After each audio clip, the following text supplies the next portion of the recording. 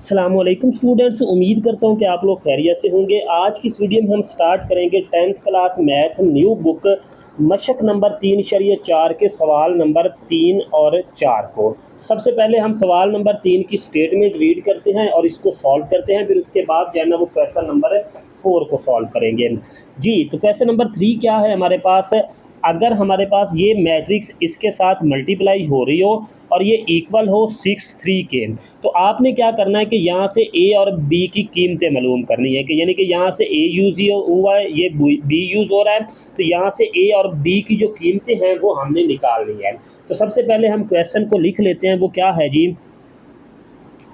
4a b 3 और आगे हमारे पास दूसरा कॉलम क्या आ गया? वो है जी 6 × 6 और ये इक्वल है 6 × 3। ले जी, अब हमने क्या करना है कि इस कॉलम को इसके साथ मल्टीप्लाई करना है, फिर इसके इक्वल रख के ए और बी की वैल्यू निकाल लेनी है। ठीक है, तो अब हम मल्टीप्लाई करते हैं। मल्टीप्लाई कैसे करना है कि इस पहली कतार को पहले कॉलम के साथ मल्टीप्लाई करना है। ओके जी, तो 4 को 6 के साथ मल्टीप्लाई करेंगे और ए को इस 6 के साथ मल्टीप्लाई करेंगे।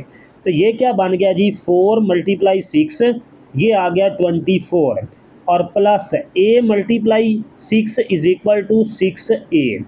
अब दूसरी कतार को पहले कॉलम के साथ मल्टीप्लाई करें। जब दूसरी कतार की बारी आनी है तो आपने नीचे वैल्यू को लिखना है। तो b × 6 = 6b और 3 × 6 = 18।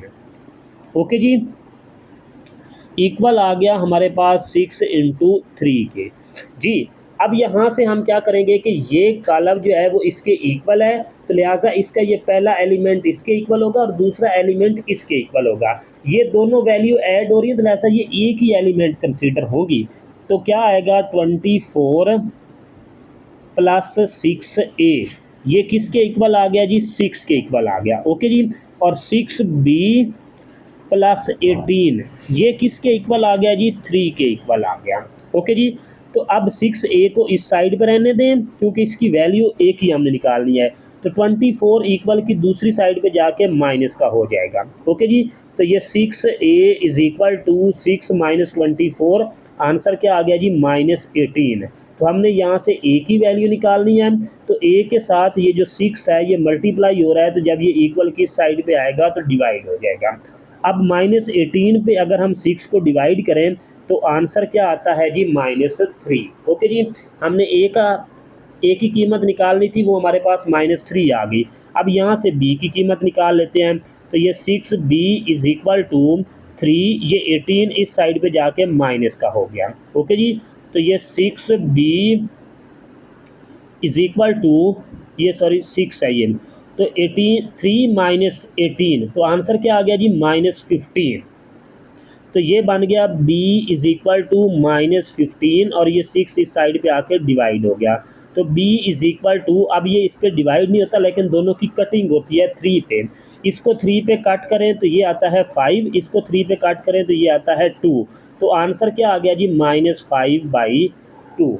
ओके जी, तो हमने a की कीमत निकालनी थी, वो हमारे पास क्या आई? -3। b की कीमत निकालनी थी, वो हमारे पास क्या आ गई जी? -5/2। लें जी, यहाँ तक जो है हमारा क्वेश्चन नंबर 3 कंप्लीट हो गया। अब हम चलते हैं इसके क्वेश्चन नंबर 4 की तरफ और उसको सॉल्व करते हैं। जी, क्या है जी क्वेश्चन नंबर 4 कि ये कॉलम इसके साथ मल्टीप्लाई यानी कि ज़रब हो रहा है और इसके इक्वल है, तो इन दोनों को ज़रब करके इसके इक्वल रखना है। रखने के बाद हमने यहाँ से क्या करना है जी? x और y की कीमत निकालनी है। तो क्वेश्चन क्या है जी हमारे पास? ये आ गया x1 y2 मल्टीप्लाई 103 - 1 = 7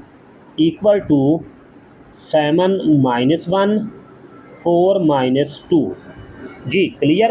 अब क्या करना है? इस कॉलम को इसके साथ मल्टीप्लाई यानी कि ज़रब करना है। तो पहली कतार को पहले कॉलम के साथ, x को 1 के साथ और इस 1 को 3 के साथ, तो x × 1 = x, 1 × 3 = 3। पहली कतार को पहले कॉलम के साथ मल्टीप्लाई कर दिया। अब पहली कतार को दूसरे कॉलम के साथ करें, तो x को 0 के साथ किया 0, 1 को -1 के साथ किया तो ये -1।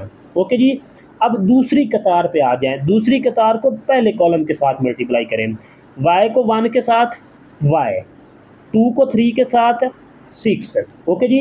अब दूसरी कतार को दूसरे कॉलम के साथ है, y को 0 के साथ 0, 2 को -1 के साथ -2, ओके जी, इक्वल टू इसको हम वैसे लिख लेंगे,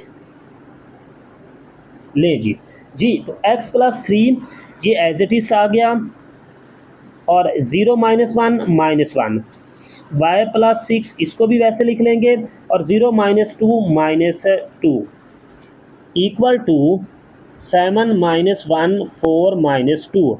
अब यहाँ पर उसने ये कह दिया है कि ये जो कॉलम है वो इस कॉलम के इक्वल है, तो लिहाजा इसका पहला एलिमेंट हम पहले के इक्वल रखेंगे, दूसरा दूसरे के, तीसरा तीसरे के और चौथा चौथे के। तो ये दोनों तो ऑलरेडी इक्वल हैं, इनको हमने नहीं लेना, हमने x और y की कीमत मालूम करनी है, तो पहला और ये वाला एलिमेंट लेना है।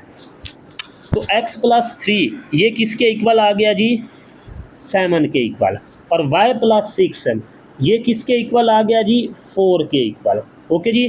तो x = 7, ये 3 इस साइड पे आके माइनस हो गया, तो x = 7 में से 3 माइनस करें 4, और ये y = 4, 6 इस साइड पे आके माइनस का हो गया, और y = 4 - 6 = -2। लें जी, ये हमारे पास क्वेश्चन नंबर 4 का आंसर आ गया। हमने x की कीमत निकालनी थी, वो क्या आ गई 4, और y की कीमत निकालनी थी, वो क्या आ गई जी -2 आ गई। यहाँ तक जो है ये हमारी एक्सरसाइज 3.4 जो है वो कंप्लीट हो चुकी है।